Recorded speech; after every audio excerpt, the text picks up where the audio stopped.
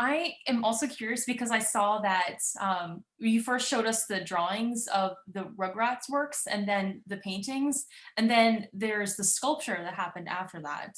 So can you tell me about how that sculpture sort of relates?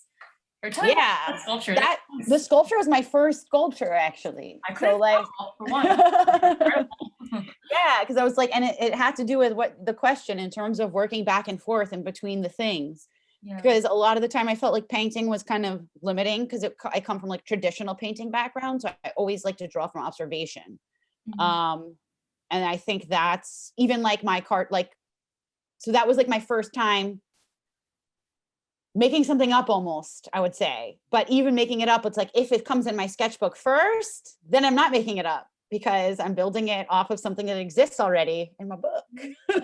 Yeah, and then you did these like detailed drawings of it also. Yeah, to try to understand like the form. So I think actually when I was making it, the sculpture, I was making the paintings, but it wasn't doing what I wanted it to do. So I started making the sculpture. And then when I made that whole thing, I was going back and forth between all of them. And a lot of the time with a painting, if I haven't painted in so long, I miss it. But if I don't, I'll use the sketchbook to work out compositions, even if I've already started the painting. Mm, So the painting will be there and then I can like work out different possibilities and move things around and I'll redraw the painting and redraw it over and over. And then thinking about what could shift in it possibly. yeah. Yeah. That's incredible. I was just gonna ask you, like, how does your sketchbook sort of function as you prepare to make these things? Yeah, it's definitely like going over, and a lot of the time it's just like getting drawings down too that I'll then put in and use for digital projects too. I always start in the sketchbook.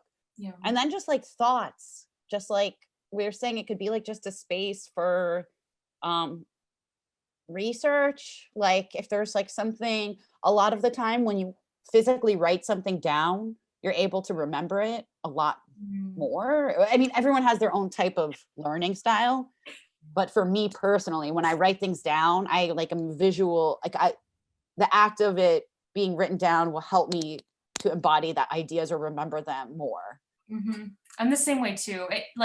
It helps me remember where I was at also. Like, it's not just, like, the idea, but I remember, like it helps me remember, like, the moment. Right. And it's actually like a gift. It's like almost like time traveling in that way. It is, yeah. I just keep thinking the nagging question and like the beginning, that first journal that I showed, I was like, wait, it's from where was my Chinese food from? I had just eaten Chinese food. I was just like, where was the Chinese food in 2016? We